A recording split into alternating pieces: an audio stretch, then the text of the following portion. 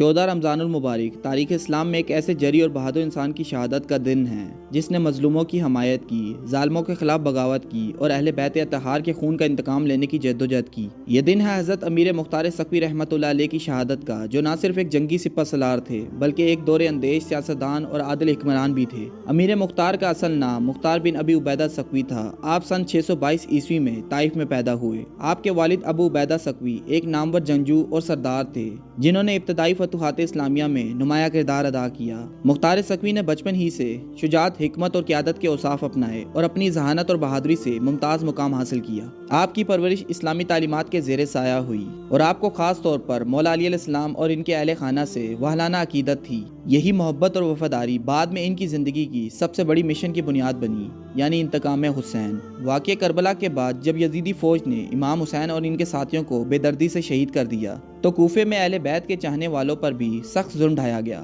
امیر مختار کو بھی قید کر دیا گیا تھا، مگر جب حالات بدلے تو وہ رہائی پانے میں کامیاب ہوئے اور اپنے مشن کا آغاز کیا۔ انہوں نے کوفے میں ایک مضبوط فوج تیار کی اور ان تمام ظالموں کو کیفر کردار تک پہنچایا جنہوں نے کربلا میں امام حسین علیہ السلام اور ان کے جانثار کے خون کی ہولی کھیلی تھی۔ انہوں نے عمر سعد، شمر اور عبید اللہ بن زیاد جیسے قاتلوں کو سخت سزائیں دیں اور ان سے امام حسین علیہ السلام کے خون کا بدلہ لیا۔ یہی وجہ تھی کہ مختار سقفی کو تاریخ میں انتقام حسین کا ہیرو کہا جاتا ہے۔ مختار سقفی کی بڑھتی ہوئی مقبولیت اور طاقت نے اموی حکومت کو پریشان کر دیا تھا۔ عبد الملک بن مروان اور ان کے گورنر معصب بن زبیر نے آپ کے خلاف ایک بڑی جنگ کی تیاری کی۔ سن 67 ہجری میں 14 رمضان المبارک کو ایک سخت جنگ کے بعد امیر مختار کو شہید کر دیا گیا۔ آپ کی شہادت ایک جرأت مند سپاہی کی طرح ہوئی۔ آپ آخری لمحے تک لڑتے رہے، مگر جب تعداد کی زیادتی کے باعث آپ کو گھیر لیا گیا تو آپ نے شہادت کو گلے لگا لیا، مگر ظالموں کے آگے سر نہ جھکایا۔